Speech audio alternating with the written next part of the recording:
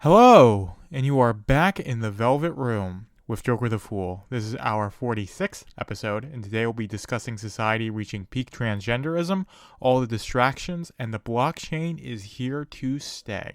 So we're going to get right into it with talking about gender ideology. Again, I am grinding away at a very, technical explanation, takedown of gender ideology. And from time to time, I think, why am I even doing this? This feels like a grift. This is completely pointless to talk about. And then I see an article like this. I'm going to read the headline, get a little bit into it. Transgender charity shop worker who is transitioning into a woman exposed her penis to two 11-year-old girls from the window of quote unquote her home court here. So this is a court case with a 56-year-old man who was claiming to be a nudist, naturist, basically nudist, interchangeable, and was, I guess, playing with, I'm going to say this, his penis, although in court it was saying her penis. But this guy was basically just jerking off in front of two girls. Two girls see him, they walk off. And a couple hours later, he's still naked. It's still playing with his ding dong. And this person in court is being referred to as a woman, not as a man with a weird fetish. And again, if you like to, be naked and play with your penis in your home, that's fine. I mean,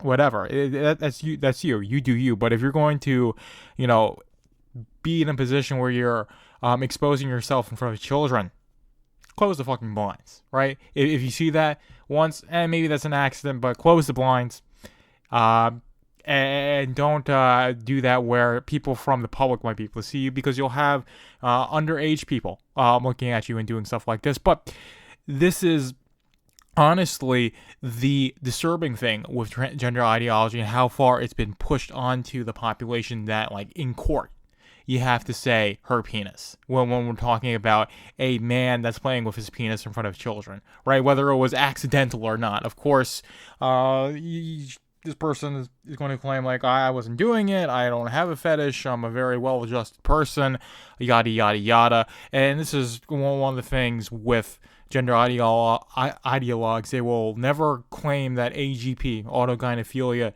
is a thing. You can't have this fetish where you like dressing or seeing yourself as a woman and getting sexual gratification from that. That doesn't exist. If you do get any sort of sexual gratification from your experience of pretending to be a woman, whether, like, you wear women's clothing and you get an erection, whether you are watching weird porn and referring to your penis as a princess wand or a girl cock, or all these sorts of terms that they've come up with to try and, I guess, feminize their penis. None of that is fetishistic. It's just the adjustment period into your trans womanhood or whatever. It's all garbage.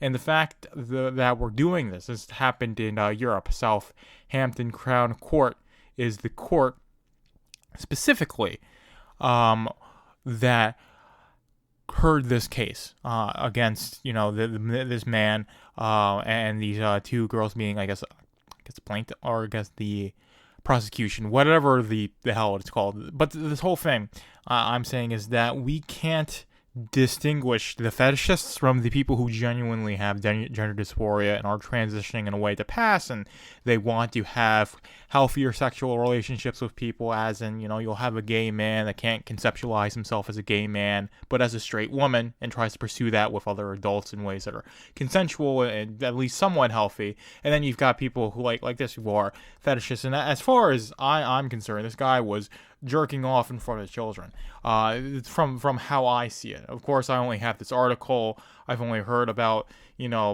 this bits and pieces. But to me, this guy was just jerking off because jerking off in front of children, as far as I'm concerned. And this is how a lot of people are going to see it. But of course, anyone who says it like that is a transphobe and a bigot, and this is something that women do all the time. They'll expose their penis in front of children.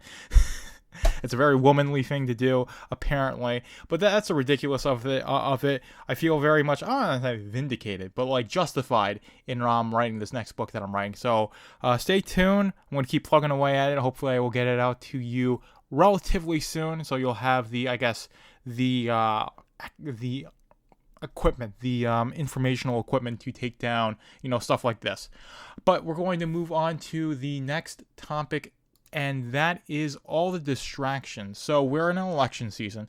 We've got this whole thing going down with Texas and the border, and we've got this complete cultural rot that we're dealing with that's affecting every aspect of our society. All these three-letter agencies, whether that's the IRS or the FBI or the CIA, that's stealing from you, spying on you, doing all this stuff. There's all these shenanigans going on. And, to keep the wool over your eyes, there's a lot of distractions going on, whether that's the stories being pushed in the media, all these forms of entertainment that people are just so engaged with. So you've got stuff, like sports and video games and, watching YouTube videos and Netflix and TV and all these sorts of things. And it's not to say that you can't live a life of no leisure and you've got to constantly be plugged in and on the mission. But you have to be aware, at least, that these things are happening and that there are people who are using these things against you to keep you fat, lazy, and placated so they can keep stealing everything for themselves, so they can keep importing people through the border and destroying the economic situation in this country. It is a very intentional thing. So a lot of these problems that we're dealing with are very much intentional, and they're trying to market it as it not being intentional. If you just keep voting for the guy we tell you to vote for, then we'll fix them, and instead it's going to make them worse. That's basically the issue there. So that's why, you got stuff like Jon Stewart coming back to The Daily Show. It's all a big distraction.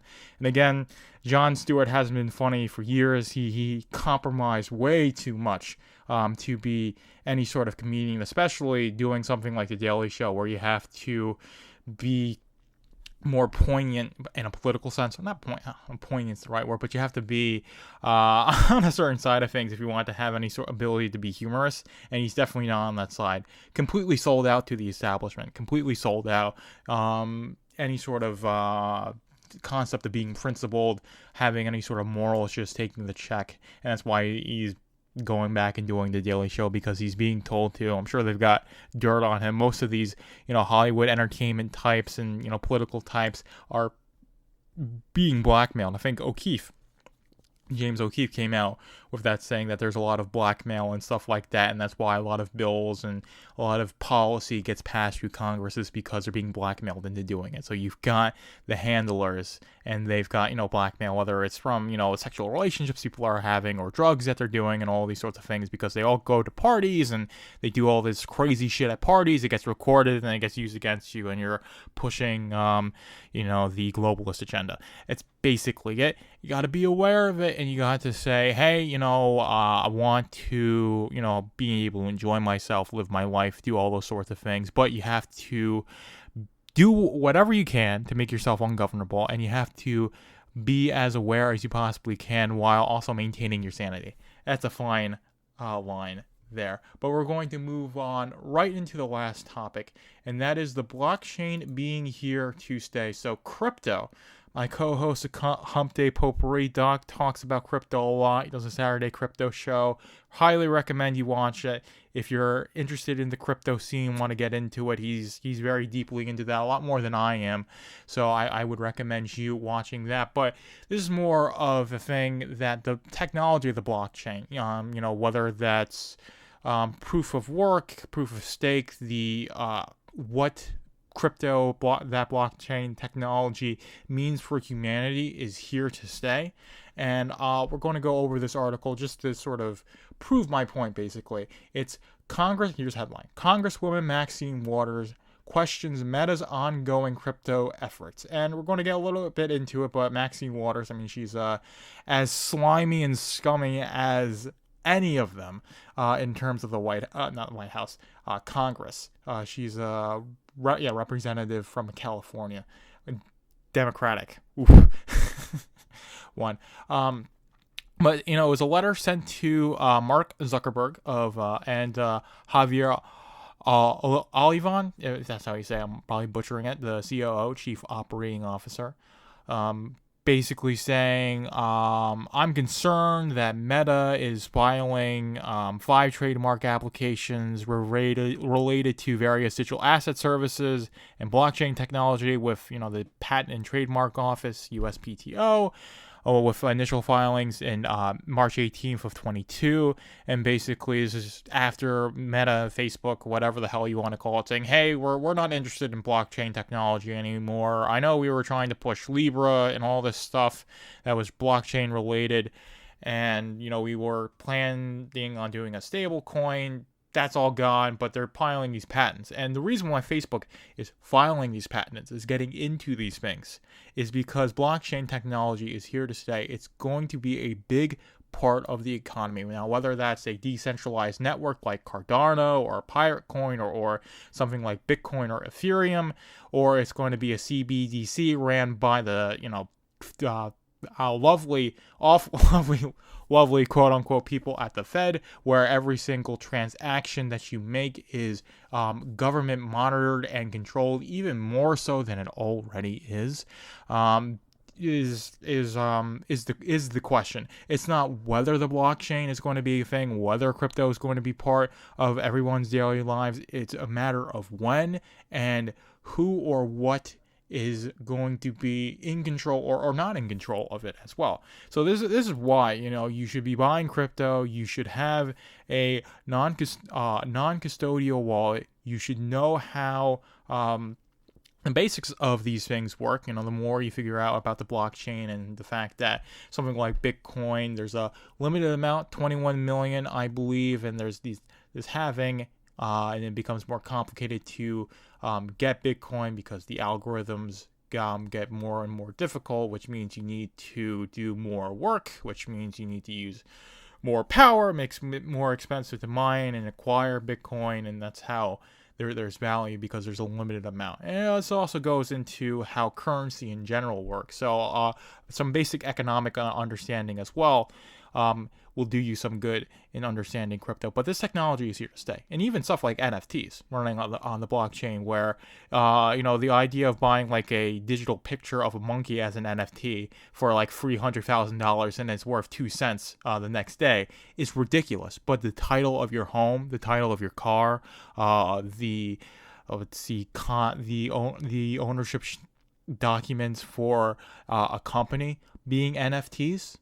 Now that's something that's meaningful, and that's what's going to happen, and that's the future that's of NFTs, non-fungible tokens, and it all goes back into the blockchain. Is that this technology is coming, it's here to stay, it's going to be a part of our lives, and you should prepare for that reality, and you should also do everything you can to support the people in crypto who actually want to make a free global economy. Rather, where people who are freedom-minded, who are liberty-minded, who want to be part of this parallel economy can use the blockchain to transact and not be monitored by these state CBDCs where everyone's a global citizen, which means it's basically just being in the pod, eating bugs, and using your CBDC tokens to buy things in the pod, programs in the pod that you can watch. That's what they want you to be using CBDC for, and you can use Bitcoin and crypto and all these sorts of things to exchange in raw milk and farm goods and basically anything, because it's going to be currency. And that's the future that I want for the world. That's the future that a lot of people want for the world.